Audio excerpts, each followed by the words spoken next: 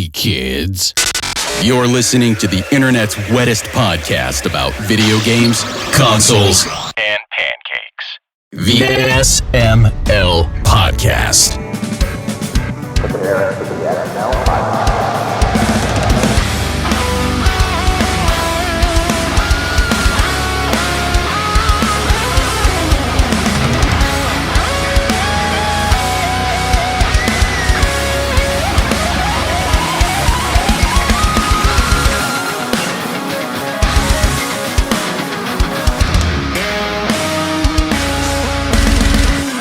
What's up, everybody? This is the SML Podcast. I am your host, Joe. Joining as usual, we've got Aki and Jacob. How are you two doing?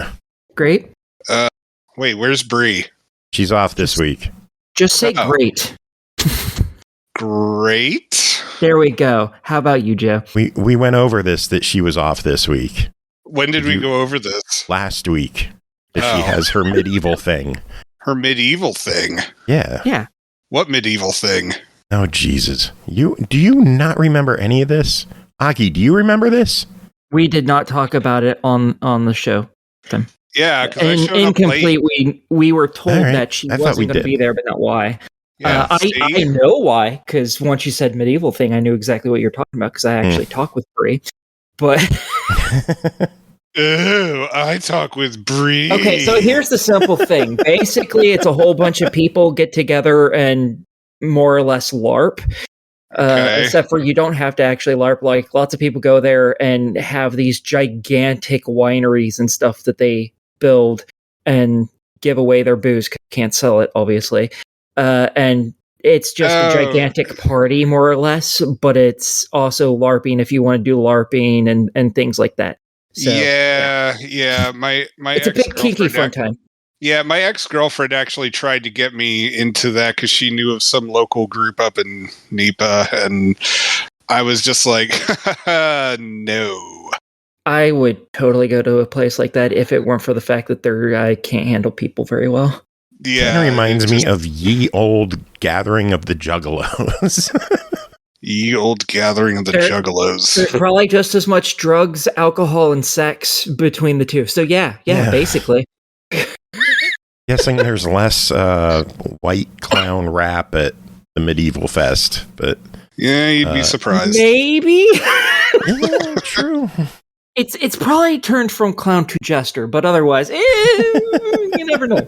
They either way, they don't know how magnets work. So, Oh, that was a good one. thank you. Yeah, so she's not here. Actually, she will be here later on in the show. We recorded some reviews previously. I'm debating if we're going to run one of them because I got the price wrong on it. Oh, So, yeah, I might way to chop go, it and Joe. save it. Well, the price wasn't made available prior to launch, and we recorded it prior to launch because that's when she was available. And you just guessed. No, I based it off the Steam price. Oh, see, Yeah. Joe, that's what happens when you assume. You make an ass out of you And me. and me. Yeah. So you're involved in this too, lump nuts. Well, yeah, no shit. I love 'Cause I'm here on the fucking show. And we made Aki snort.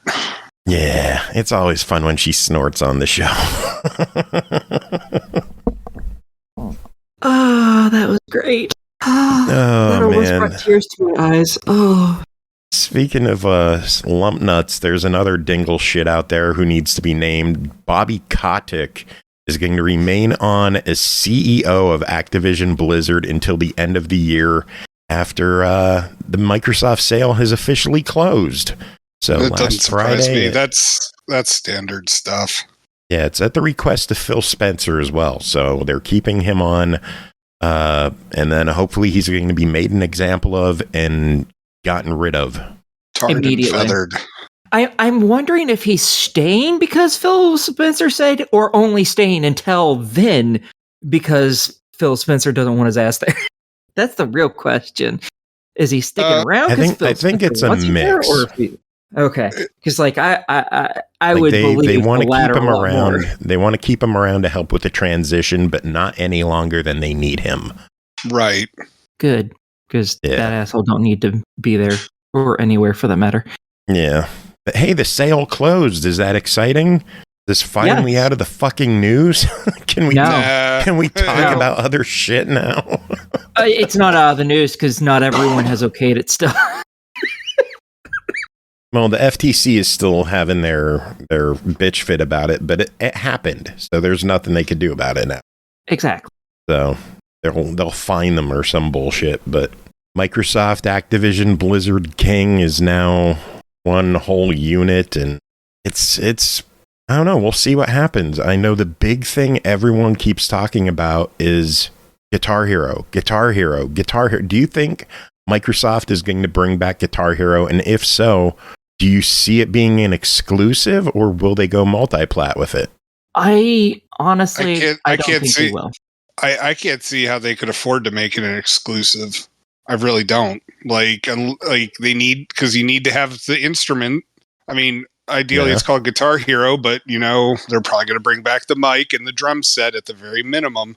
And it's just, I mean, I could see them throwing like Rock Band a bone and making it compatible with their instruments and stuff like that to help keep it. Because I mean, Microsoft's not dumb. They know that they have to keep the whole genre alive if they're going to try to bring back Guitar Hero.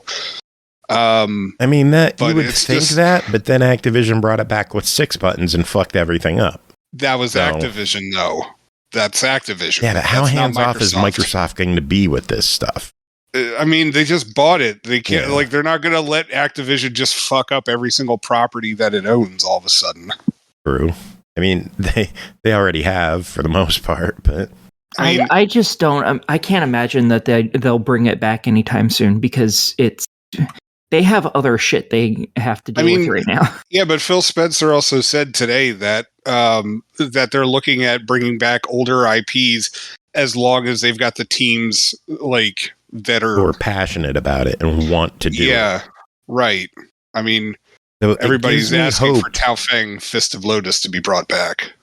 Looking for a Zurich too. I mean, I don't know either of those games. What's wrong with Bloodwake? It kind of sucked. I mean, looking back, but at the time it was dope. Nah.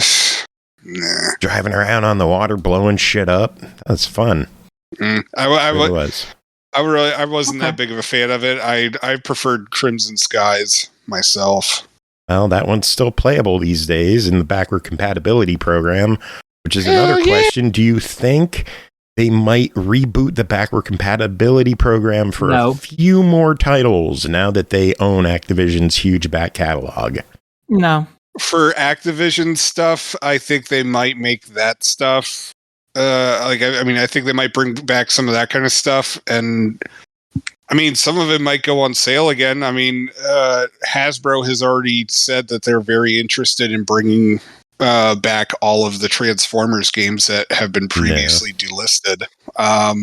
So it's like maybe, or if anything, maybe we'll just get remasters of everything.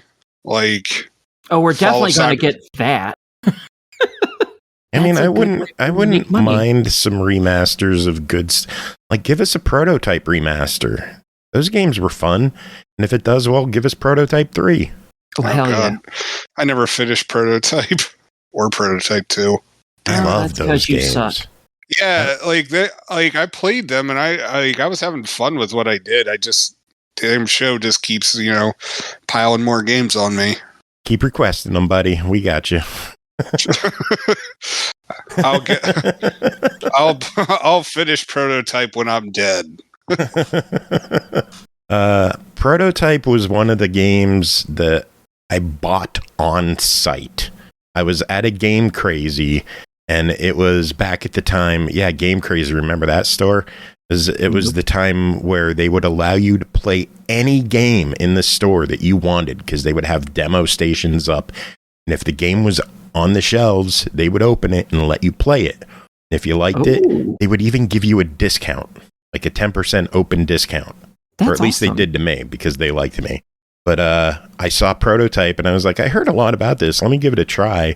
I played it for about 10 minutes and bought it immediately because it was just gory, insane, violent fun. It was over the top action, just hacking and slashing. I thought it was great and I loved it. Sequel was great too. Yeah, I mean, it was Grand Theft Auto with superpowers. Yeah. Like, easiest way to put it.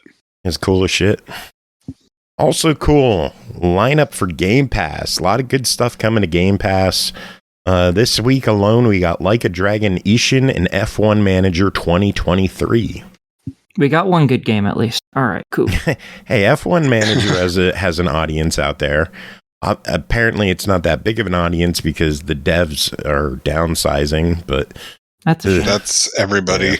Yeah, it has not been a good year for developers. We'll talk more about that in a little bit, but next week, City Skylines 2 is hitting PC Game Pass. Okay. Unfortunately, the console versions have been delayed to next year, so we'll talk about that one again in a few months. And then October 26th, Frog Detective: The Entire Mystery, Minico's awesome. Night Market, and Dead Space is hitting EA Play. Have we figured out if the Dead Space is the remake or not? Yeah. I mean, it's the new one. What? Oh, yeah. All I heard was, oh, yeah, that's all you needed to hear. That's fine. That's good enough. Yeah, 3 big games in one day. I'm happy. I'm excited for Frog Detective. That looks cute as hell. I might get that one because I don't think those will be particularly hard 100% or long ones for that matter. It's going to be. I think they said the games are like hour and a half, 2 hours each, something like that, and there's 3 or 4 of them in there. 3. 3? All right. Yeah.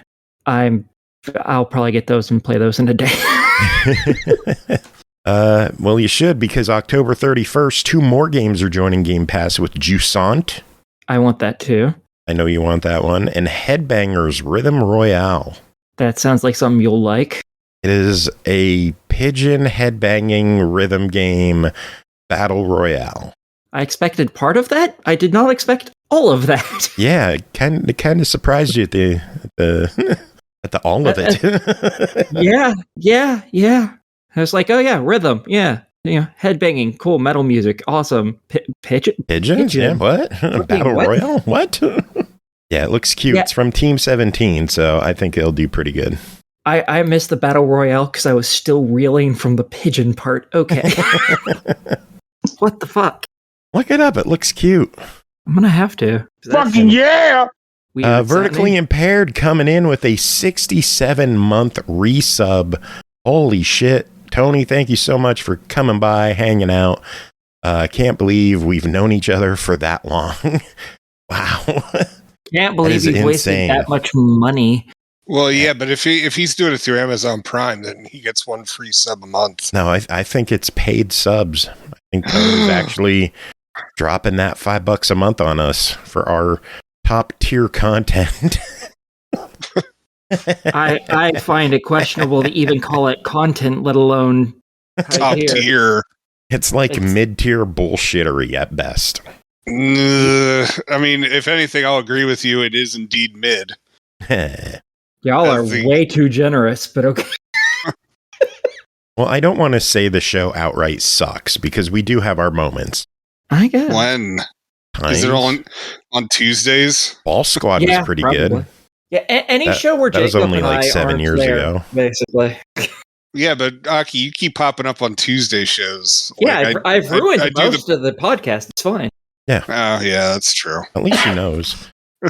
Something that does suck is the fact that games have to leave Game Pass, and 5 games are ducking out of the service with Gunfire Reborn, Kill It With Fire, Signalus, Solasta, Crown of the Magister, and Persona 5 Royal, all leaving Game Pass on October 31st. The only one I ever tried playing was Kill It With Fire, and I'm not going to lie, I was not impressed with that one. So I've heard that's a really good game. I did too, but like you're supposed to like kill the spider, and like I was trying to like pick up objects to kill the spider with, and like the game just wouldn't do anything. I don't know. But Gunfire was cool. I like that one. I don't know that one at all. I remember it's like side-scrolling shooter, kind of roguelike. You look it up quick. Gunfire I know I still have it installed, so it's got to mean something. Oh, wait. Gunfire Wait, didn't I review that?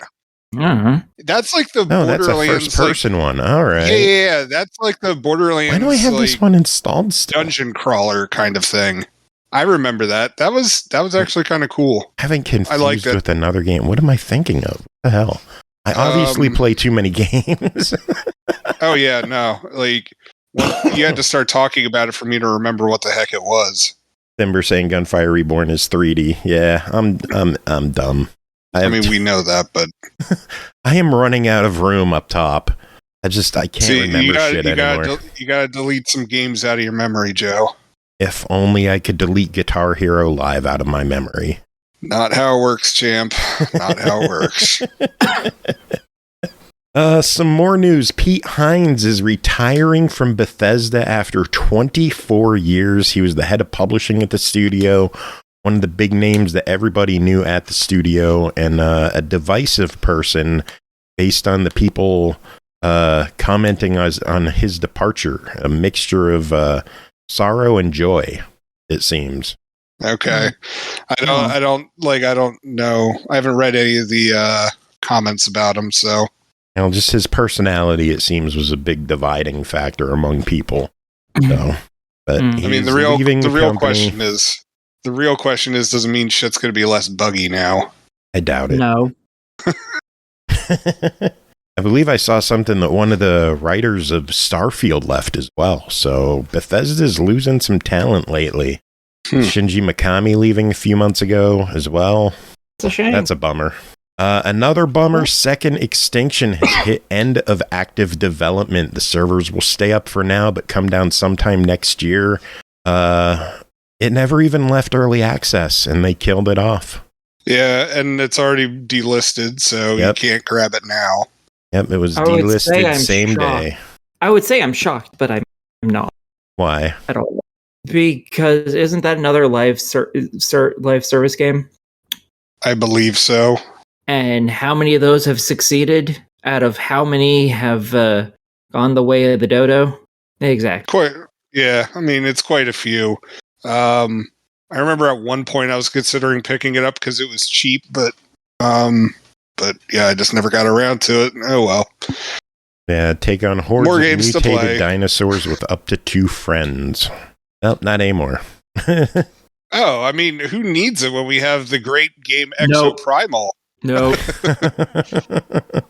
Let's keep the bad news going. Phasmophobia's console release has been delayed once again to an undetermined date. Okay. Yeah. I mean, like, I know some of my friends play it, but I don't know any, like, yeah. I don't know much about it either, except the fact that people have been excited about it for a while, and delays always suck. Yeah. Yeah, but delays also then give you more time to play more things, so. Yeah. I mean, that's how I always look at delays. Hopefully the delay is worth it, and the game ends up being good. Well, good on console. It's already well acclaimed elsewhere, so. Yeah. More bad news. We were talking about layoffs and stuff like that. Friends at Zen Studios have reportedly laid off 32 employees last week. Oof. So. Not sure who all is gone. I know one of the community managers posted on Twitter that they were gone. But yeah, it's a shame. It's been a rough year for developers getting shut down and getting downsized, and most of it is through Embracer. Yeah. Yeah. It's for the longest time we were talking about who are they going to get next? Who are they going to get next? And now the question is, who are they going to kill next? Sucks. Yeah, that's the problem with having a big company buy up, like, I don't know, 30-ish% of the entire game. It makes you wonder when the cuts are going to start coming to Activision. Yeah. Ugh. Hopefully nothing happens there. Hopefully they keep, on their own trajectory of how they're doing things. And I don't know. Let's stay optimistic about things. But Sure. I can be optimistic. That's me, a ball of optimism. Yeah, I know. You're just a fucking ray of sunshine. Like a Dragon Gaiden will not feature English voice acting at launch, but will come in a post-launch patch with no date yet. I would say that bothers me, but that doesn't bother me at all. Yeah, most people don't play with the English dub in the Yakuza games because most of them don't have English dubs. I think only like one of them did. And yet, apparently there's been a pretty big uproar because it doesn't have it. And I'm like, I don't understand. And I don't know exactly where that uproar is coming from even, because it's like only one of them had it. Who cares? Oh, well. Last bit of news I have is a bit of good news. Lies of P has hit 1 million units sold. Awesome. So good for them. Game is doing well. I wish it was easier. Yeah. I still haven't beaten the boss that I got stuck at during my review. So, yeah, I agree. Fully, wholeheartedly, because, man, that sucks. Yeah. But yeah, that's the news I have. Aki, what kind of news do you have? Nothing. Shocker. Hey, I'm trying to get you out of here fast, okay? Fuck off. Jacob, any news on your end? I didn't either, but you better not be like, ugh, shocker for me, because I'm doing it for the same reason. Because you're like, ugh, I have a doctor's appointment in the morning, and my health is important. And Jacob's like, I'm going to show up late anyway. It was only 2 minutes, you bitch. Okay, then spend 2 minutes talking about news. What kind of news do you have for the week? I didn't. Oh my God, I'm not prepared for it because, I legit told you, no, I'm not going to do it. Damn it. All right, hold on. Fuck, now I have to, panic scroll through Facebook. Love it. Let's see. Lots of memes on my end. Lots of bullshit here. More bullshit here. Some more bullshit here. Half of Bandcamp's staff got laid off. Oh, yeah. More. Well, this isn't Embracer. I think this was Epic's doing. Yeah, that's Epic. But, that's still a thing. Yeah, that's still a bummer, too. Okay, that's all I got. All right, you ready for review? Oh, wait. No, I don't. So, there is interesting sales totals that came out of September 2023. Someone bought a Wii U. Yeah, I heard about that. One brand spanking new Wii U got sold. I want to know what store still had it in stock. Yeah, that's what everyone's wondering about, whether it was a Walmart that had it or just some random electronics store that just had one left or something. They bought it from Circuit City. Yo, you know what? I actually wouldn't be surprised if it was honestly, if it was some random shit like Urban Outfitters. Because back when I used to work for them, they actually stocked Xbox Ones and PlayStation 4s through the website in some of the major stores. Because when you were telling me how much Spider-Man, the Amazing Spider-Man 2 video game was for Xbox One, I was just like, oh shit, I'll go see if Urban Outfitters has anything left, because they've got they're still trying to sell NBA 2K14 for $60. Wow. Yeah. At least back when I was working there. And so I was just like, ooh, maybe they'll have it. They didn't, but yeah, I'm oh well. Yeah. And yeah, all right, that's all I got. All right, on to reviews.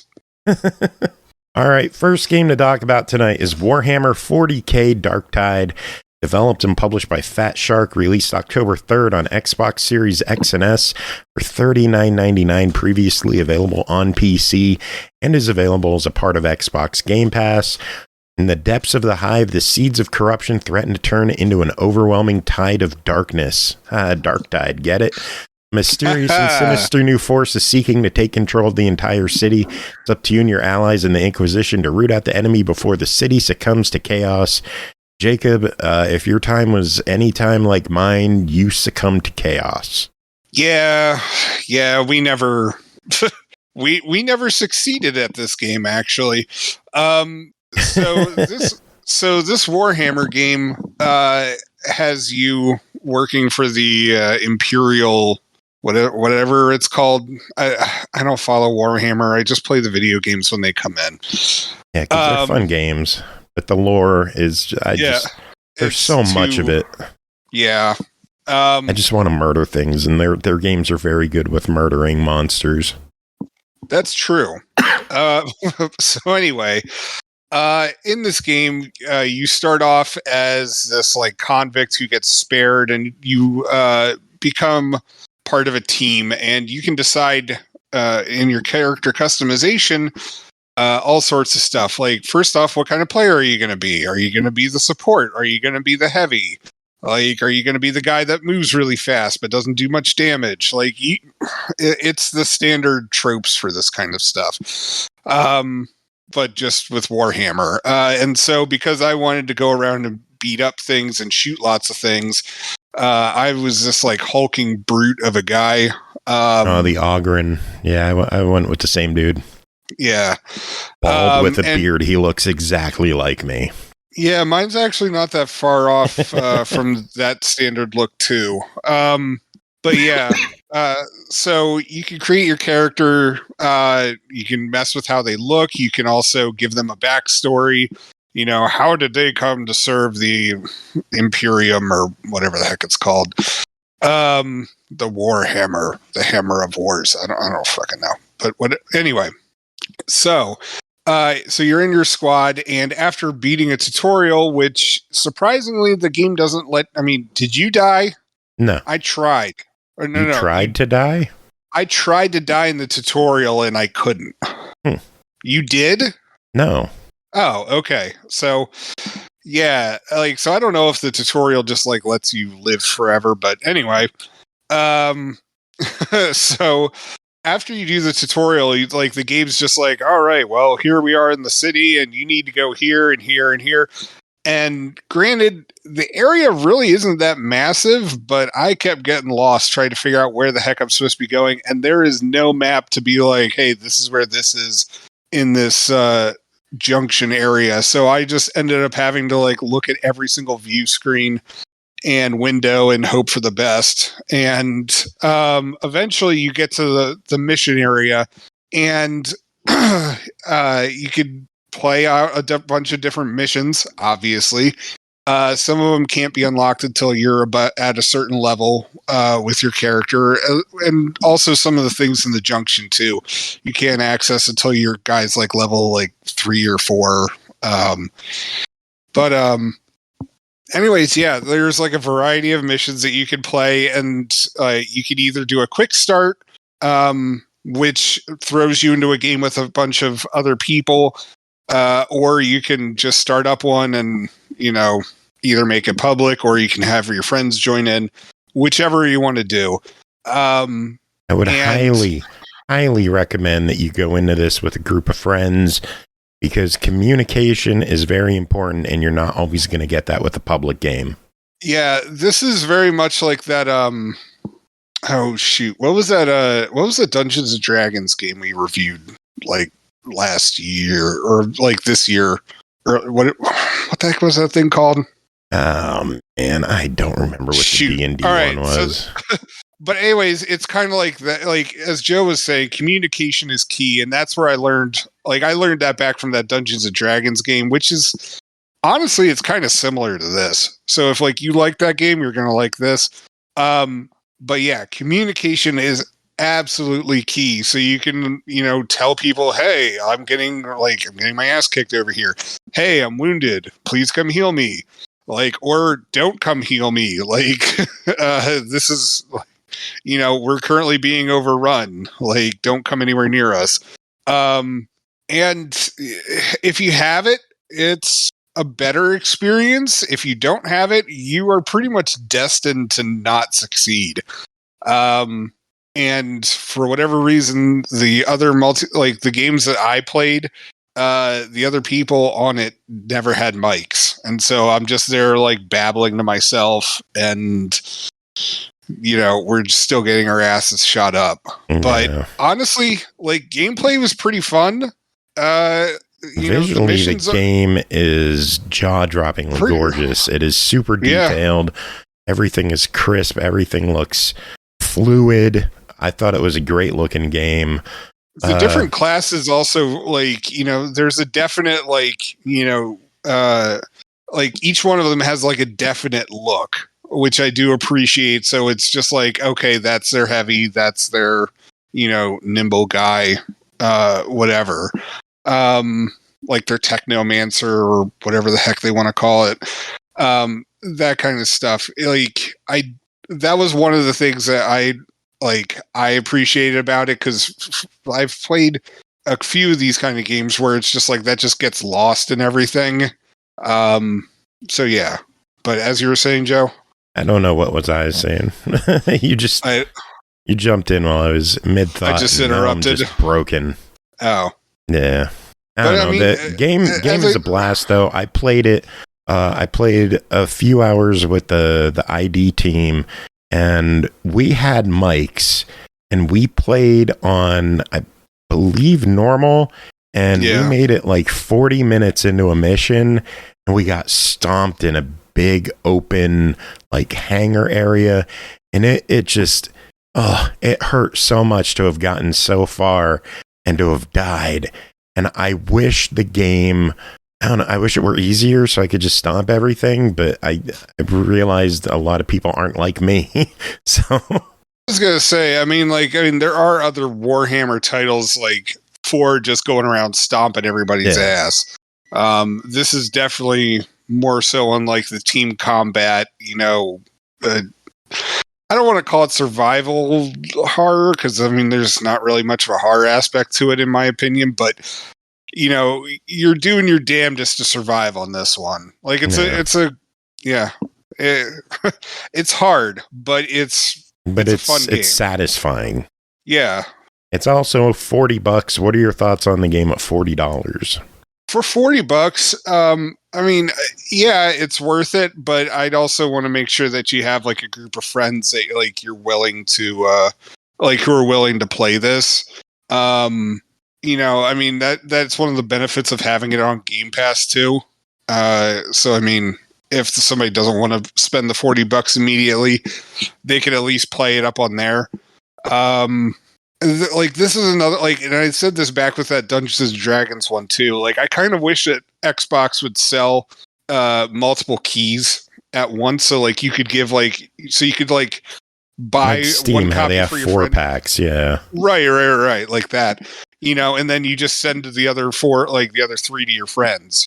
That way you can just all party up and not have to worry about that kind of stuff. Yeah. I mean, thankfully Xbox does have gifting. So if you're in the same region, you can gift to a friend. True, but I mean, like usually that like 4 for $100 key thing, usually like that's like that provides a nice discount though. So yeah, it'd be nice if they did that. That'd be pretty cool. I think as long as you have the friends to play this and you have the time investment to sit down and play this, I think it's a buy it. I think it's a hell of a time. I'm going to continue playing it. I still have it installed, which in these days when memory is a premium, keeping a 50-some gig game installed is not always the easiest decision.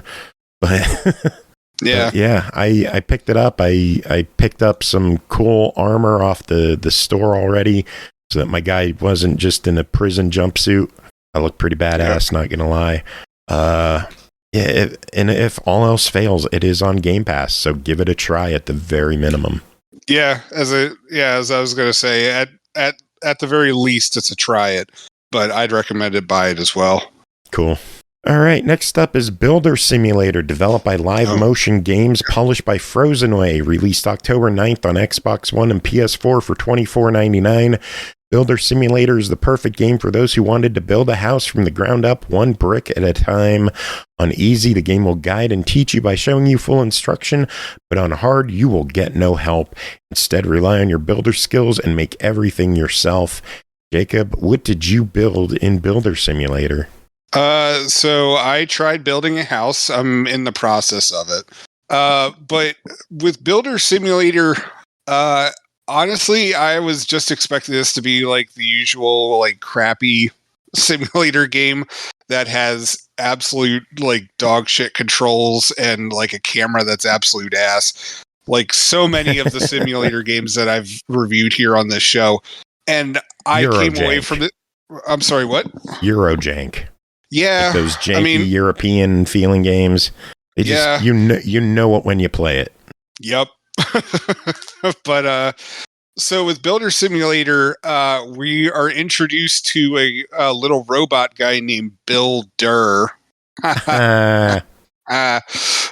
Who very much takes some inspiration from Claptrap of Borderlands fame. And he's a sarcastic joke little robot guy that guides you throughout the tutorials. And the game actually has tutorials that you can access, and not only are there tutorials, but there's like 16 of them, like 12 or 16 of them in the game that you could go through. And if you want to do it piecemeal, one at a time, that's great. Or you could just blow through all of them. That works too. But the game actually breaks down the different things that you have to do so that you can build a house within the game. And so there's a tutorial just on how to mix up the cement and how to pour it. And then there's another tutorial on installing doors and windows. There's another one on roofs. There's even stuff for interior decorating. So, after you've built the house, you can fill it up with crap. And so, yeah, so not only is there that, but there are the game also has different settings. Do you want to do contracts? Do you want to do open world sandbox kind of stuff?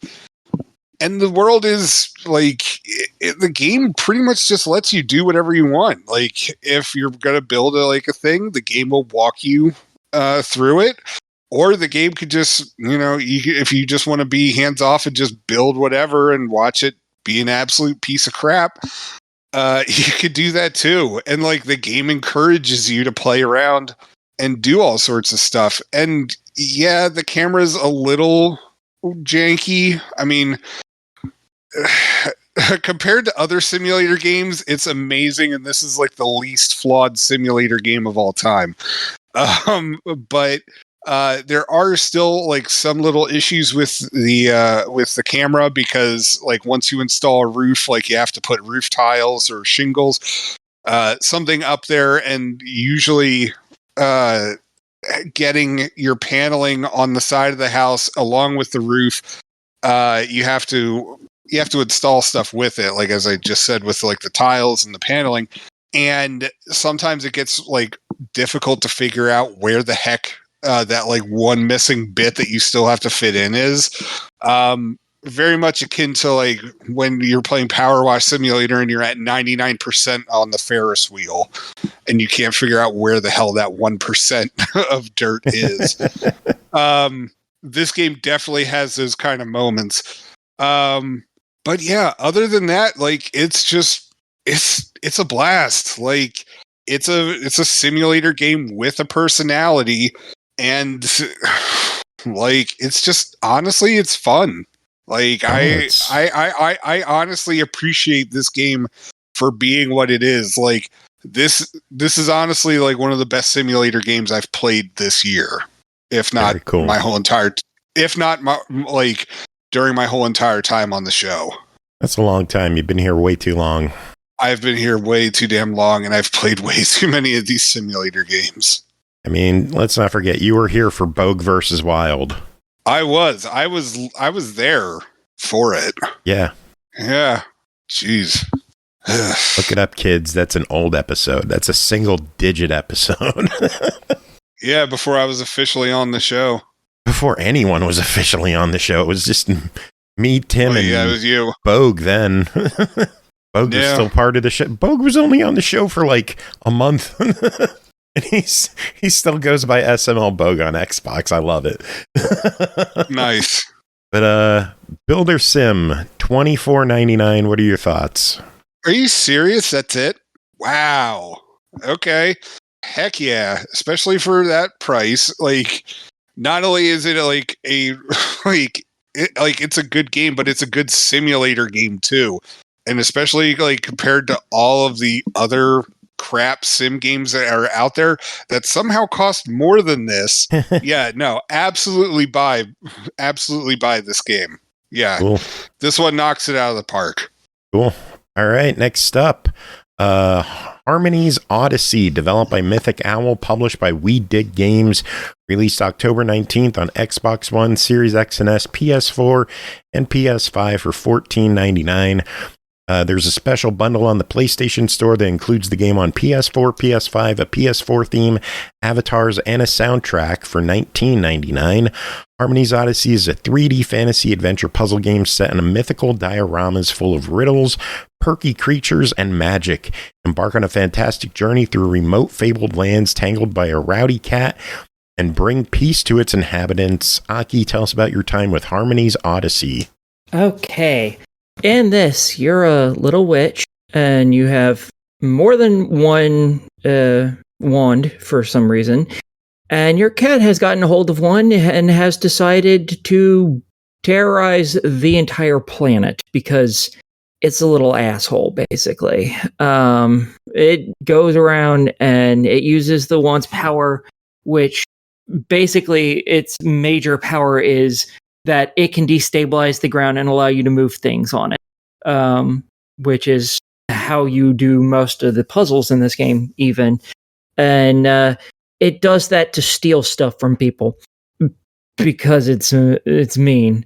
And yeah, so you have to go about fixing everything that it's done and trying to keep people from, murdering it because it's a little jerk off and no one likes it. Like one of the first things it does is it finds a party being held by basically a Cerberus person and steals an entire chain of hot dogs that I was cooking. So, like, one of the first things you have to do is save the cat from this 3-headed dog guy that it just stole all its food from. And it just gets worse as the game continues because that cat's a little shit.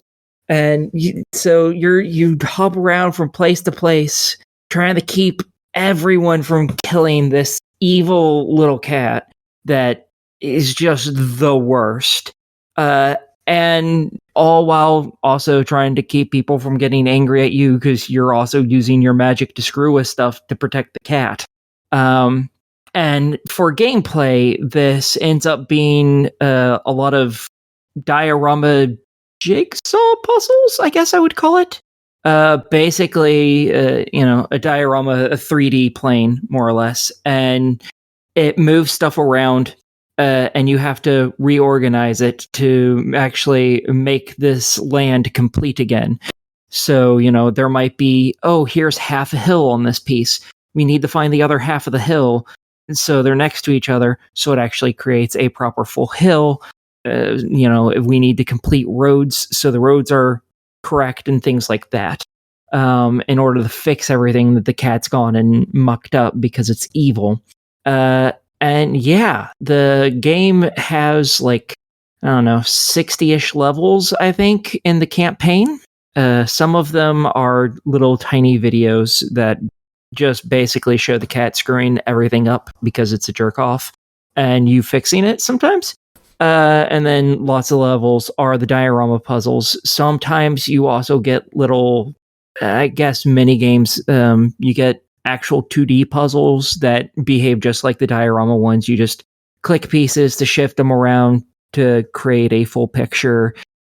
Sometimes you have little mini games where you have to find an object and it'll tell you what object you need to find. And either you have to find a number of that same object, or after you find that object, it'll switch to telling you to find a new object, so on and so forth. There are 3 difficulties on the game. Each one, it doesn't really do too much. It just gives you more pieces usually for the puzzles. For all the dioramas and the 2D pictures, it just increases how many pieces there are. It's the same picture and everything. For some of the mini games, it adds for when you have to find stuff, it'll make it to where you can only click the wrong thing a certain amount of times before you have to retry it all over again. There's some other mini games that it turns into timed little mini games, but none of it's still particularly all that hard. There are a few levels that if you're playing it on hard, you will likely have to do instead of having your kid do it, because some of them some of them push it really hard. Like one of them you have to cheat in. You actively have to outright just cheat because the way cheat? In one of them, you play as the girl and she runs around and you have to collect stuff without getting touched by enemies, basically. And after a certain period of time, smaller enemies can touch you. They just beat you up and run off some of the clock. But big enemies will basically still end you with a game over screen. You have to restart. And after you get hit by something small, you have invincibility for a short period of time. And instead of going around the puzzle like you would normally do for literally every other level, instead you have to immediately get hit, run through a big enemy, grab something, run most of the way back, dodge around a big enemy, get hit again, and then run through another big enemy because you have like 20-ish seconds or something like that to finish this entire level in, and it's big, and you literally can't get it unless you do that.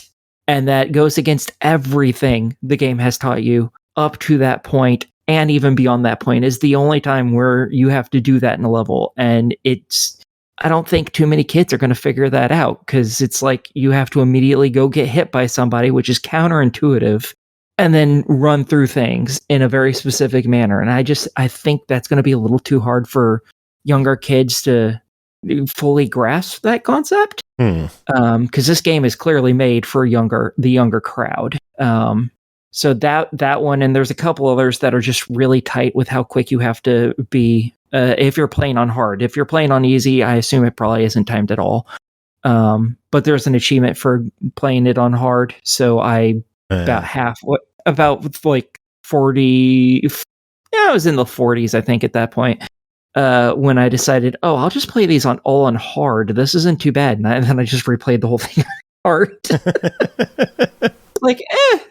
So I didn't actually finish it on easy. So I assume they probably just don't have timed parts on those on easy. I didn't go back and replay it on easy because there wasn't a point. But while you're beating, you seem to enjoy it given the fact that you played through it twice. Yeah. I thought it was really fun. Also, along with that, as you beat levels, you get stars. You get 1 star for beating a level on easy. You get a star for going through like the cutscene things as well. But if you play it on hard, you get 3 stars in the actual playable levels instead. These stars you can use to customize your character a little bit. You can buy different wands as you play through the game, and she'll actually use those wands in the cutscenes and stuff. You can also unlock little puzzles that are in the main room that you can also solve. And if you play those on hard, you also get 3 stars to help you unlock even more of them. Yay! Yeah. And then as you play through the game, you also unlock these another set of puzzles that you can do that are challenges, more or less, which are also not particularly hard either. They're just more of the same stuff that you do in the game. Matter of fact, some of them are just levels from the game, even ironically. And you can either play it on hard in the main game or play it in hard there, and it counts for both because it doesn't care. So yeah, there's a whole lot to do in this game. I think it took me 6-ish hours to 100% this game, and I went a little beyond that. I got every achievement, and then I decided to finish the last small handful of things there was to do in the game to actually 100% do everything the game had to do, because I was like, I'm close to having this just all done. I just want to do it all because I'm so close. And yeah, I thought it was real cute. I liked it. So $15 on it. I'm guessing this is a buy it. Oh, totally. Just be prepared if you're buying this for your kid. If they want all the achievements, you're probably going to have to help them in a few levels. But overall, I think they'll still probably be okay through most of the game. And if you can't do it, hit up Aki. She'll help you get through them. Oh yeah, this was real fun. I really liked it. Cool. Next up is RedRaptor Devour.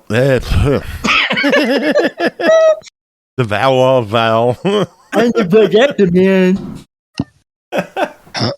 Oh my god. All right. Take 2. Next up, RedRaptor, developed by Novax Games and eastasiasoft, published by eastasiasoft, released October 11th on Xbox One, Series X and S, Switch, PS4, PS5, and PC for $4.99. Blast off for a retro arcade experience, and RedRaptor, a vertical shoot-'em-up inspired by the genre classics of the 90s. Assume the role of an ace pilot on a mission to intercept an unknown threat that's already eliminated nearly all allied forces. If you hope to survive and bring down the enemy, you'll need to upgrade your ship along the way and push your skills to the limit. Jacob, did you push it to the limit? I tried, but I didn't get particularly far with that. Pushing it to the limit, that is. Yeah. How's RedRaptor? So RedRaptor is a top-down shoot 'em up. It's the standard outer space sci-fi setting that so many shmups do.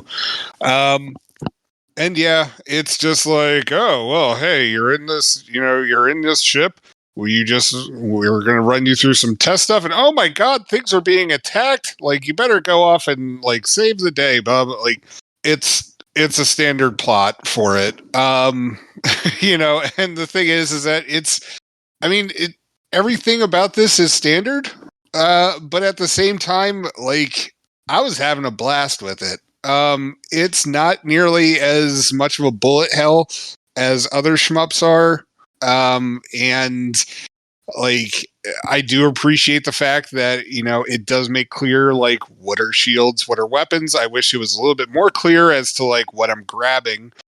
Because sometimes I'd lose the really awesome power up that I had, and like other times I couldn't really understand what it was doing, like, or why like I lost power ups.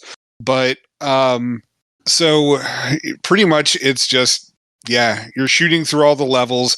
There's a boss at the end. If you live, then you go off to the next level. If you don't, then you go back. Like, you could restart if you wanted to.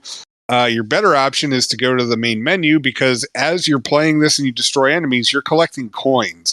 And all these coins are used to upgrade your stuff, whether it's health, your weapon, you're upgrading your laser. You can also get you can have like 4 wingmen, which are just these like little pods that float around your ship. They don't really do much damage, but they're helpful, I guess. Not really. And there was a coin thing, but I wasn't exactly sure how that worked, whether it was like permanent or whether it was just for one thing. And so I never ended up wasting, like, because I didn't want to accidentally like waste like 1,000 coins on something if it only works for one game, because I'm not gonna lie, I suck. So those coins are kind of valuable. And another thing I thought was kind of neat is that like there's actually you could purchase the ability to skip ahead to level 5 if you so choose. I obviously didn't use it yet, but it will unlock an achievement. And for all the achievement hounds out there, this game has only I think there's like 10 total achievements, and they come pretty quick. Here's 11. I'm looking at the list now. Okay. And it's just there's upgrade. One for beating each level, and then buying upgrades 2, 3, 4, 5, and 10. That's it. Yeah, and there's definitely more than 10 upgrades. So like, but yeah, so it's a solid shoot 'em up, and especially for $5, like, holy crap, go off and buy it. Like, I had a blast with it. Like, it's not like the most amazing game of all time, but it's solid and it's fun. Cool. And it's $5. Your official verdict. Yeah, buy it. Cool. All right, next up, Life of Delta, developed by Airo Games, published by Daedalic Entertainment, released October 18th on Series X and S and PS5 for $19.99. Embark on a journey through a vast post-apocalyptic environment full of interesting characters and engaging puzzle games in the sci-fi point-and-click adventure game. Aki, tell us about Life of Delta. Okay, in this, you play as a little service robot in a world where there aren't any people anymore. It's just robots and weird dinosaur creatures, things that both of them act as people. And you are tossed into a vat of acid because you're defunct, and a worker robot saved you, and then was captured by the Popo, who are all very brutal and very mean, and they're the dinosaurs. Everyone else is a robot. So, I'm sure there's probably not a message in that at all. And yeah, so you decide that you're going to go and save him. After all, he saved your life. That's the least you can do, is go and save him. And it's just your journey to get from his tiny little shack out in the middle of the desert into the major metropolis city to find him and save him. Throughout the rest of this, it's all point and clicks with some puzzling in it. The first puzzle is so far, one of the first two puzzles, because you can do either of these puzzles in whichever order you want, is one of the worst puzzles I've ever seen in the history of my entire life. I tried to work on it for about 4 hours, and I never did figure it out. And eventually I just gave up and skipped it because fuck that one. I want to know why you waited so long to skip it. Like, I know the option pops up after a few minutes.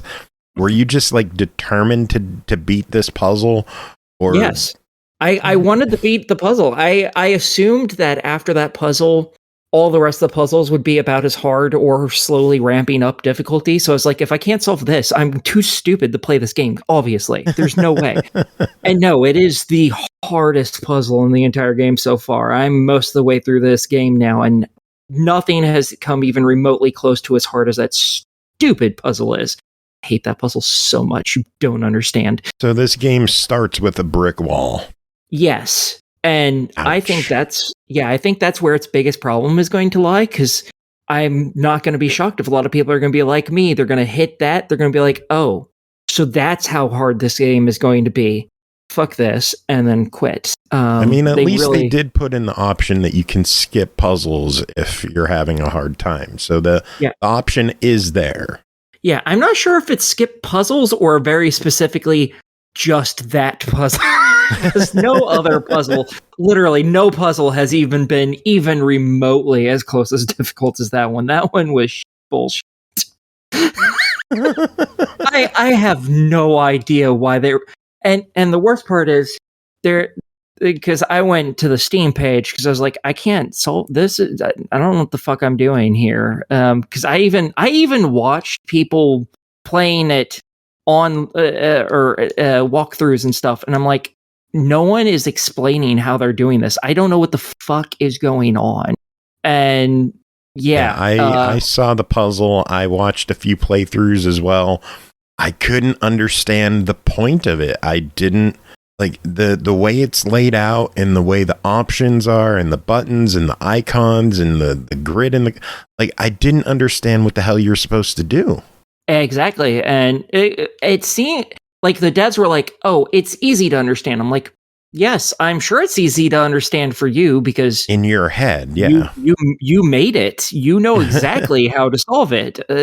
But for everyone else, either we have similar thought processes as you, or we don't know what the fuck we're doing. Because this puzzle, because we haven't explained this fucker to anybody, it's basically a triangle. It's just a triangle, and it has a lot of buttons in it. But on each of the walls of the triangle, like the outside of it, there's 4 rows going across, like a food pyramid almost. And each side, all 3 of the sides, have fucking designs on them.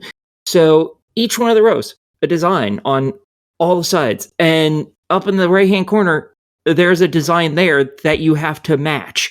Except for you click one button, and then it switches to the next design that you have to click a button.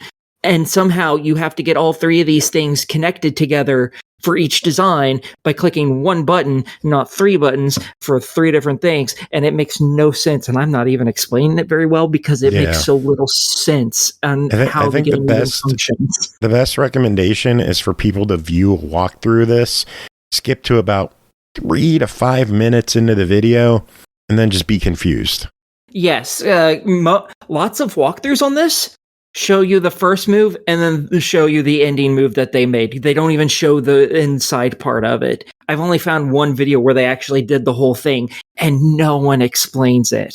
Like the most I heard anyone talk in any of those videos during this is, oh, it's this one. And they clicked one and then they didn't say anything. And I'm like, okay, it's that. Why is it that one though? Explain.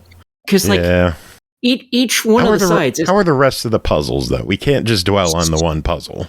I want to because it makes me so angry. The rest of them have been super simple so far.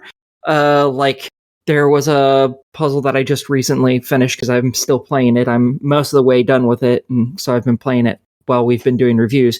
But there was one where like you click a button and it rotates these squares around, and you have to get it to where it opens so you can click another square so it'll lower a key into that spot.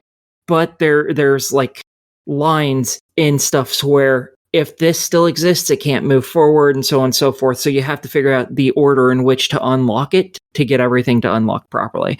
That's so far been the hardest one outside of that very first stupid one. And it didn't take me any time to solve. It is the rest of these are very simple. And I know that also wasn't particularly well explained, but that's because these puzzles, a lot of them are actually not very easy to explain. There was another one where you had to make sushi, and you had a sushi board, and you had a menu in front of you that told you, oh, this is set 1, this is set 2. The person said, I want to set 1. Okay.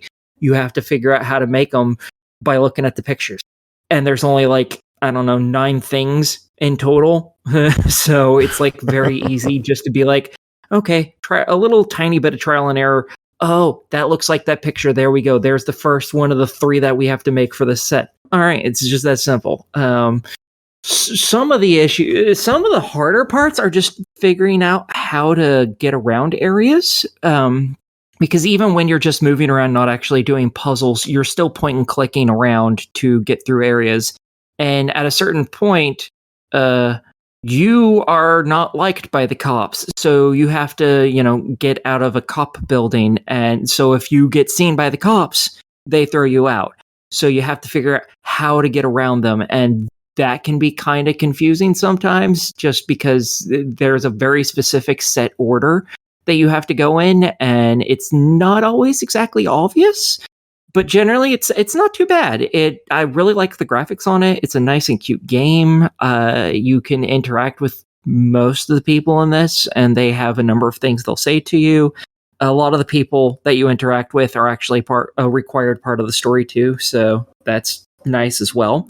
And yeah, it's a nice little cute game. Just when you get it, just wait for a little bit at that first puzzle, and when it says skip, just click skip and say the hell with it. Otherwise, the game's great. That one puzzle really sucks, and it's stupid. All right. Well, it's a $20 game. What are your thoughts on Life of Delta? Yeah, it's super easy. All the achievements are just for beating the game. The puzzles are really easy. It's really cute. I like the concept behind it, going and helping somebody who helped you. I really like it. I think it's totally worth the money. Just, realize that very first puzzle is bullshit and skip it. Sounds good. All right, moving on through the magic of editing. Bree's here on her week off. How are you doing? I'm doing all right. How about yourself? I'm doing, pretty okay for what I assume is my mindset in a week, but, How's your vacation? Yeah, it's going great. I'm doing all of the medieval things. I am such a good time traveler that I have managed to be here and there at the same time. Proud of you. I am very proud of you. But we have 2 games that you got to talk about. That's why you're here. First game is Hidden Cats in London, developed by Nukearts Studio, published by Silesia Games, released October 18th on Xbox One and Series X and S for $2.99. A short and pleasant experience in the form of a hidden object game.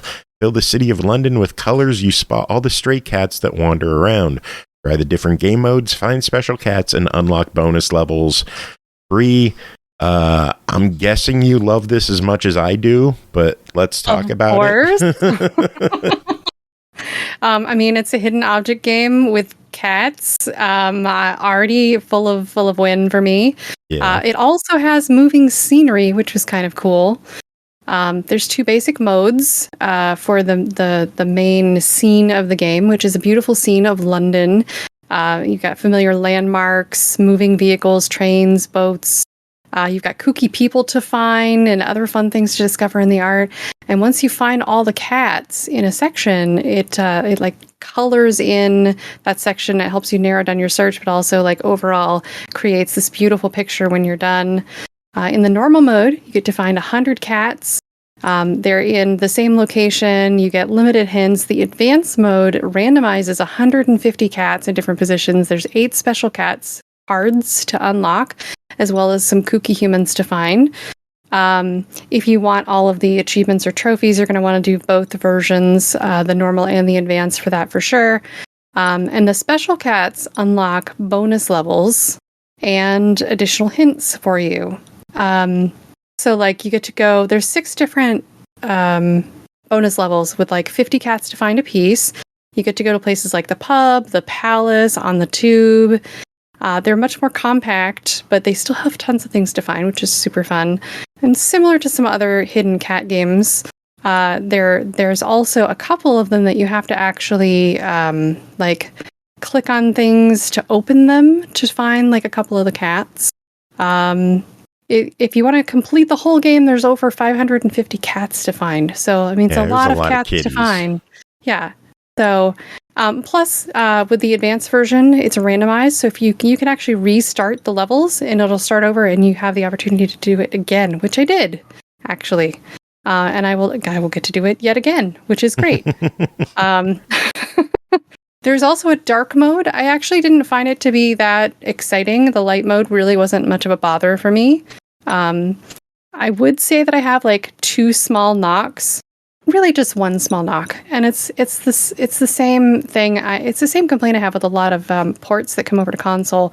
The menu did not have a lot of separation in color or a way to really know easily where I was in the menu. It's real easy if you're scrolling with a mouse and you just go to click on the thing that you want, but there needed to be just a little bit more differentiation between like colors or some sort of cursor or something to show where I was in the menu. Other than that, I had an absolute blast.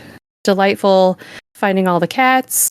And it's part of a series of games on PC of different locations like Paris and New York. So I'm hoping that we're going to get to see more of this coming over to console soon. That would definitely be good. Because I really enjoyed this game. The only knocks I really had was I didn't like in the advanced mode how there were cats hidden on the train that moved in and out of the scene. Yes, you had to wait for it to come around. Yeah. Well, and there were cars that moved as well. I actually liked that layer to it. In comparison and boats, to I didn't a more mind as much because they were always there. Gotcha. Train you had to wait a little longer. Yeah, that's true. And you had to wait for it to slow down to really like hone in on like that 1 or 2 cats like peeking upside down from a window. Like 3 pixels of an eye that you try to click on. Yeah. Well, I thought that the zoom was pretty generous for given how large the scene was. So that was pretty good. But yeah, I could see that being frustrating. I just happen to like that level to this particular game. So yeah. Yeah, other than that, I think it's just a fantastic game. I love that they peppered you with achievements constantly. It wasn't just very much complete all the levels. It was every 20 cats or every so many cats, they would throw another achievement at you. And even if it's like a 5 or a 10 pointer, that little bloop that keeps you going, it's addictive. Absolutely. And I completed the game really quick. Yeah, I probably took a little bit longer only because I was, taking lots of notes. But yeah, definitely. And the price is so good. Oh, it's so expensive. How do people afford games like this? I mean, $3, at least that's what I was told the price was. The game isn't on the store as of us recording this, so it might be more expensive, but I was told it would be $2.99. So for that price, what do you think of Hidden Cats in London? Absolutely buy it. I agree. Any other thoughts on it? I really, really loved that there were like kooky people holding cats like against their will. Like that was probably one of my favorite little graphics. There's just this like one lady with like frazzled hair, and she's holding this cat, and like the legs are just dangling, and she's holding it right under the arms, and the cat is just like, why? I loved finding all that stuff in there. Like, I loved it. All right, well, you got one other game to talk about, and that is DLC for House Flipper, the Farm DLC, developed by Frozenway, published by Frozenway and PlayWay, released October 16th on Xbox One and PS4 for $19.99. The cows go moo, experience fresh farm vibes thanks to the latest addition to the House Flipper family.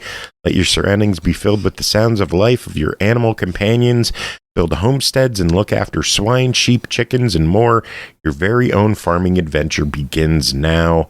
Bree, tell us about House Flipper Farm DLC. So, first of all, if you're unfamiliar with House Flipper, it's a house building and renovation simulation game where you buy cheap properties, spruce them up, and flip them for profit. Probably the best chorecore game I have ever played. As the life cycle of the games continue, they've added new features and stories through varying DLC content. We've gotten gardens, pets, and luxury content added, and finally console gets farms. I've been waiting for this. I actually spent an entire day just playing nothing but this, and I had to stop myself repeatedly to get other things done. And I'm not done playing this by a long shot, but I've completed enough to be able to talk about it confidently today. And I got all the achievements. That was the other important part. I finished the main story missions, but no, this is the sort of game that you can do all the cool content that they provide you as like guidelines, but then it's really all about the creative mode after, where you get to really expand and build your dream houses, and whether or not you want to sell them or just keep them, that's entirely up to you. So this new DLC for farms is a really good blend of stuff that we saw with garden and pets, but it has even more added features. So one of the things, obviously, you get farm animals, you get crops, which run a little bit different from the garden and pets, but we kind of already saw how those were going to work in the previous DLC. But the big new one is architect mode.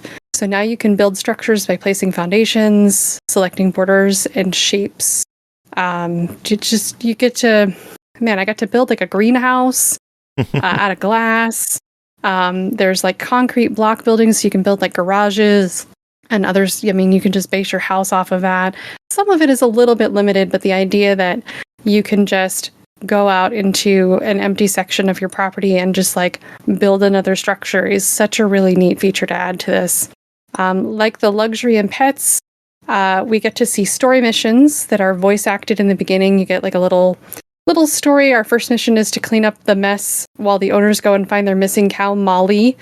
And then we get to renovate the barn so that doesn't happen again.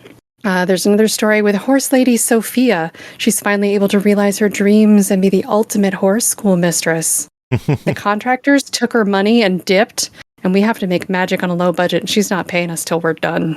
And then we have... I know, right? And then we have a forester named Mr. Walden. There's a farm-to-table influencer who wants to make her house look better so that it looks really cool on camera. And then there's a tulip farm with a windmill for a house. And then one of the other stories that I had particular connection to, which is super weird, and I both hated and loved it at the same time, get to turn a barn into a wedding venue. So, and there's some other cool stories in there. Don't want to give them all away, but so there's like, I think there's like 11 or 12 stories total in the new story mode part. And again, that really helps you see all the new features. As you go through the story mode, you pick up the new tools that you get to play with. And then once you're done with those missions, you get to build all your dream stuff. So, and there's even there's a couple different properties actually you can buy that are just blank properties. So there's like a forest one, there's just like some grass, whatever. So you can really like lean into that architect mode and just build whatever creative thing that you want. So let's see. Makes me wish I were creative. Yeah, but it gives you the tools for that. So you can, and you don't have to do any of those things. You can just play within the bounds that they give you and just like paint walls, whatever colors you want. There's no rules that say you have to be like great at interior design to just enjoy the game. There's And you know, chorecore is not for everybody, but there is something about like going in and using the tools and just like seeing this mess of broken house. And like my favorite part is just going into the broken, messy house, cleaning it up, and then seeing my blank canvas. Like, I don't even need to do anything. I could just flip the house there. Like, I cleaned it, and it didn't actually take me any real effort, like cleaning a real house. And there's something so satisfying about that. It's weird.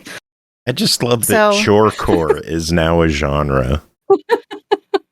It is, you know, and it's funny. I thought when I first started seeing these games come out, like, this is not for me. This is dumb. Like, why would I want to mow lawns?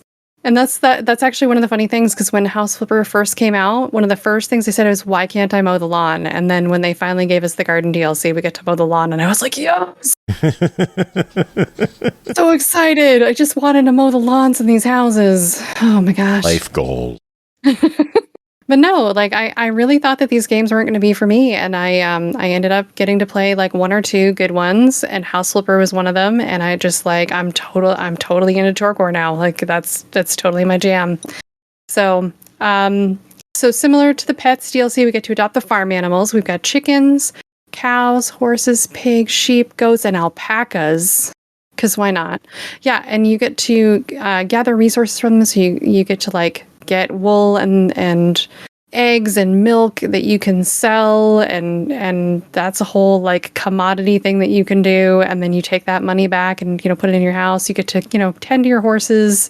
You can build you can actually race the horse. You can get like you can build a course for your horse. Of course. And you can get on the horse and you can ride, and you can actually jump the horse over the course that you build. It's really cool. Is awesome. I'm not even a horse person. Yeah. The tools, we get new tools. So now you get your shovel is traded in for a pitchfork. You have a hoe for breaking ground on your farm plots. You get an upgrade from the axe to a chainsaw.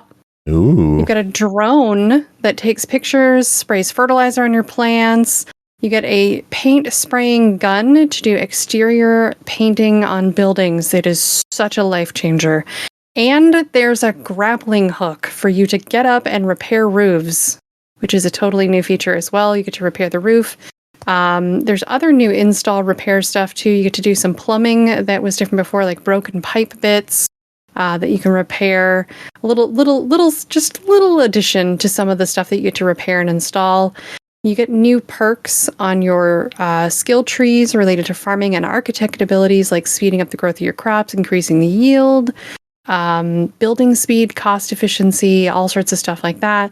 So if you have skill points, it's real easy to just like build up your skill points and get everything going really quick on there. I went and I built like a field of sunflowers, and I waited a couple days while I was like tending chickens and trying to figure out how to get an achievement involving chickens. And then I cleaned out my sunflower field, and suddenly I had a bunch of skill points. It was fabulous. You can also assemble prefab buildings like chicken coops. I think my one small knock is I still had a real struggle laying fences. That was kind of new-ish feature, was like internal fencing for animals that they did in the Pets DLC. And I can tell that it was updated a little for this DLC, but I still struggled with it. Like, I was eventually able to muddle my way through kind of deleting and relaying some of the sections until it worked the way it was supposed to. But for whatever reason, just the fence thing was not as intuitive as I really thought the rest of the tools were. So the other thing I noticed that they added was just like some demo missions, like to show off some of the DLC stuff. So if you don't have the DLC, there might be a farm demo kind of mission waiting for you. But yeah, all in all, I'm building like my dream farm cabin in the woods kind of thing right now, and that's going to take me hours and hours and hours and hours. And I'm not even sure that I chose the right property. I'm still contemplating going back and looking at 2 others and making a decision before I like really commit, because I'm like talking about tearing down some walls. I already tore down the wall in one because I'm going to build a library in my dream farm cabin. Yeah. Seems like you enjoyed your time with this stuff. I would say this was an absolutely fabulous addition. I think it cleaned up a couple of things that they had, continued to improve on through the extra DLC as it's kind of gone through its road. to get here, but this is a really good, really solid DLC, and it might be the last one that we see. I don't know if there's more DLC planned because they have a sequel coming, House Flipper 2. So yeah, I'm really looking forward to that too. So, but yeah. Well, what's your verdict? Absolutely worth it. It's a buy it for me. And if they do anything, if you're missing some other of the DLC, like the garden or whatever, there'll probably be a bundle in the future as well. So one way or another, I would say definitely grab it if you're into the series or into the game or into Chorecore. If you haven't played this game at all and you like Chorecore, why aren't you playing this? Sounds good. All right. Well, Bree, that is it for you. We will let you get back to your vacation. We are going to switch it back to Jacob now to wrap things up with the show. Do you have any final words before we let you go? Medieval life is cool. Yay. All right, and back to Jacob for one final game to talk about tonight. That is called The Grinch Christmas Adventures, developed by Casual Brothers, published by Outright Games, released October 13th on Xbox One, Series X and S, Switch, PS4, PS5, and PC for $39.99. Have a great Grinchy time trying to steal Christmas in this festive platformer and help the Grinch's small heart grow a few sizes bigger along the way. Please note that we are Outright ambassadors, and this code was provided to us as part of that program. Jacob, tell us about the Grinch Christmas Adventures. So I'm not gonna lie, I was pretty skeptical about this game based on what Outright had shown us previously, and all that they had shown us was the platforming stuff, and I was like, I don't know if this is really going to be able to carry a game like. Yeah, I could have seen it as like maybe like old school, like Xbox Live Arcade, like, you know, oh yeah, go spend your 800 MS points on this, kind of deal. But so we got the codes last week, and it's more than just a platformer, and the whole thing is centered around the book of how the Grinch stole Christmas. Now the Grinch is still green. And there's definitely like nudges towards the TV special, but I don't know if like there's some sort of differentiation with rights for how they do it, because they got somebody else reading it as well instead of Boris Karloff. And it's fine. Like the guy who reads it, like, I mean, he narrates it as the game's going. And most of it is platforming, you know, getting from one end of the level to the next. But as you're doing this, you also have to walk through the caves, which is where the Grinch lives. And he's got homes built throughout the caves, which is really weird. But it's really just there to break up the monotony. And in these like levels, there's these different I mean, the game makes it clear they're not enemies. It's just the Grinch doesn't want to be hugged. And so if he gets hugged, you know, like he loses part of his life until he passes out from being hugged too much, which sounds really weird when you're saying it. But anyway, so it starts off with gingerbread men, but as you make your way into town, it's the Who's. From Whoville, obviously, who get really excited about being Santa, or not being Santa, but seeing Santa. And so as you progress through the game, you can actually purchase Santa's outfit through all the puzzle pieces that you've been picking up. And the Who's are supposedly going to be less likely to notice you tiptoeing around the house. Now, I'm going to be honest, I don't know how much truth there is to that, because it seemed like they always noticed me as soon as I showed up in the house. But I thought it was an interesting mix of the genres, because like there's definitely like the, like, you know, you're trying to dodge the Who's inside their house, and there's a definite level of stealth to it, because you have the Grinch hiding under tables or hiding inside the closet. Or under beds and stuff like that. And once they do, like, all of a sudden the Who's just forget that you showed up, and then you can go off and, like, grab more gifts or the puzzle pieces. And as I said earlier, the puzzle pieces are used to upgrade the Grinch's abilities, but also unlock stuff for later levels. And yeah, it's just, there's, like, 3 worlds. or 3 distinct areas, about like 15 or 16. Actually, no, I think it's 6 levels per thing. So what's that? It's probably like 18 levels of varying difficulty. At the beginning, it's very easy. And later on, the difficulty ramps up, but it's standard platforming stuff. Dodge the enemy that's flying around in the air, or dodge the one that's running around on the ground. Now, most of the time you can stomp on them, or like, Mario style, and they'll knock them off. Some of the obstacles cannot be avoided, like giant Christmas balls rolling down a hill, or there's also like swinging Christmas balls that you have to avoid as well. I gotta throw out a gripe. Okay. Because it's a cute game, it's a fun game, but the platforming, the controls feel a bit janky. Like the pause every time you land from a jump before you start moving again is very annoying. I'm not gonna lie, like, because you had mentioned that to me when we first got the game, because I think you got to play it a little bit before I did.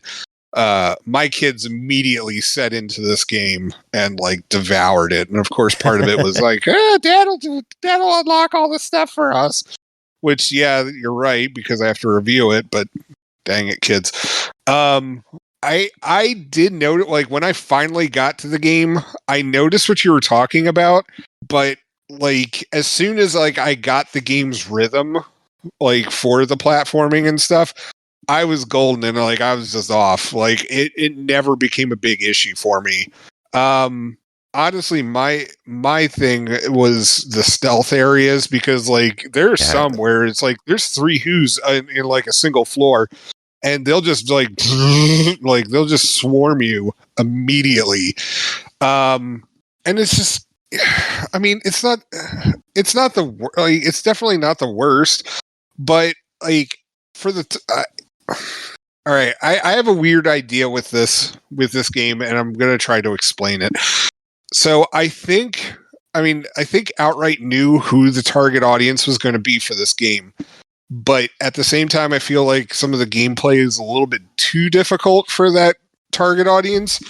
And I could see this being a game that the kids are given around Christmas time, and the little kids are playing it, but there's a part that they can't get to. And so they're going to call in like one of their siblings to play it. And like, it's going to end up being like a lot of like siblings playing together with this game. And one of the cool things is that you can have somebody play as Max, the Grinch's dog, in there. And the nice thing about Max is that Max can collect all of like the presents and puzzle pieces and stuff like that, but Max cannot be hurt by the enemies.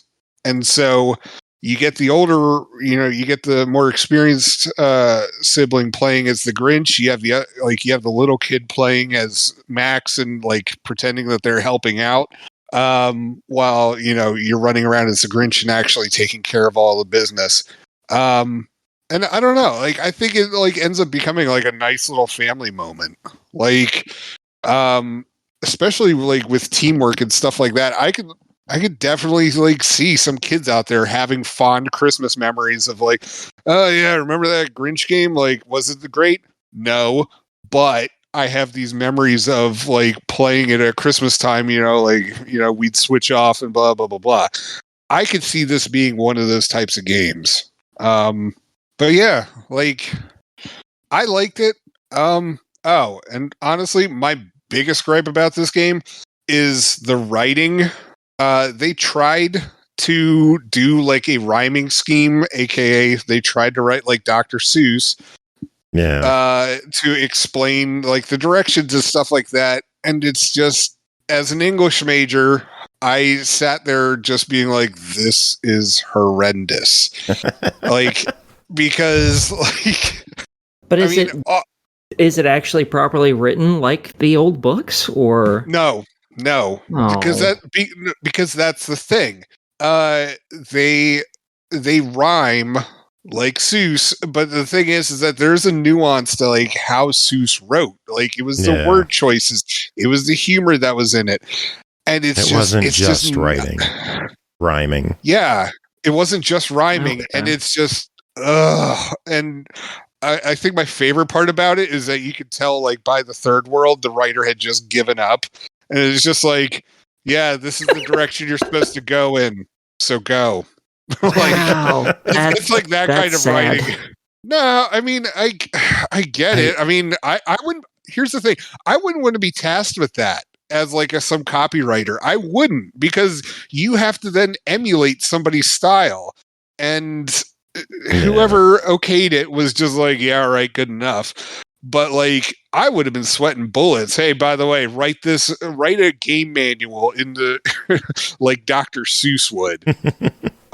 What? I don't get paid enough for this. I will also say I wish you could skip the text instead of just speeding it up. Oh, my kids like doing that.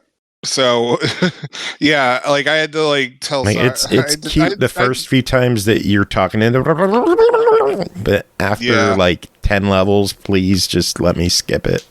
So how easy is this to 100%? I think I only have one. I only have one achievement left. So it's really easy if you can do it. Okay, cool. It's it's fairly easy. The only one that like might give you problems is the one where you have to collect all the puzzle pieces. Okay. Are they hard to find or something? Or they can be, but also there's a few that you got to go back and replay levels. Yeah, Joe. How would you describe the levels where you're on the snowboard and the sled? What are those called? Bad? Like the chase sequences? Yeah, I guess chase sequences, like those are easy to miss because like they'll have a puzzle piece hidden behind somebody's doorstep and you had to have jumped over the doorstep at the right moment and land at the right moment to have collected the piece. Okay, fair enough, I guess. It's another area where I feel like, you know, this is where the older siblings come in at. Yeah. So okay. But yeah, like honestly, then. Yeah, it like I was surprised. Like it's a good game. I was surprised. No, it's $39.99. What is your verdict on this one? It's not the best kids game that's out there, but it's surprisingly solid for what it is. With the target audience and with the amount of time that my kids have still continued to play this game. Yeah, I'd say $40 is worth it. That's coming from a parent's perspective. Yeah, I'm gonna lean on the side of a try it. I think there's just too many minor issues that hold it back from a full-on buy it. There are better outright games. I think the Paw Patrol game, Paw Patrol World, I think is an overall more solid title. If you're only able to pick up one outright game this year, I would probably go with Paw Patrol, but this one's not that bad. I'd give it a try it. It's cute. It's fun. It's not perfect. So, yeah. And also I'd like to say my youngest kid is 6 years old and is still playing the heck out of this game. So yeah, so if you've got kids that are like between like 3 to 8, you know, this is a solid game for that age range. Cool. All right. Well, that is it for this episode. We made it through another one. Thank you to the both of you for being here, hanging out the whole show. Shout out to Bree for coming on, doing her things really quick in the middle there. Music. Do I play something Christmassy for the Grinch or something Halloweeny for Halloweeny? Halloweeny, because we are already probably getting Christmas stuff already on the radio. We can stick with Halloween on the show at least. That's fair. So here's some more OneUps from their songs from the recently deceased album. I don't know which song. I'll pick one. But does anyone have any final words to end the show? No, just end it. You have a doctor's appointment tomorrow. Go. Okay, bye.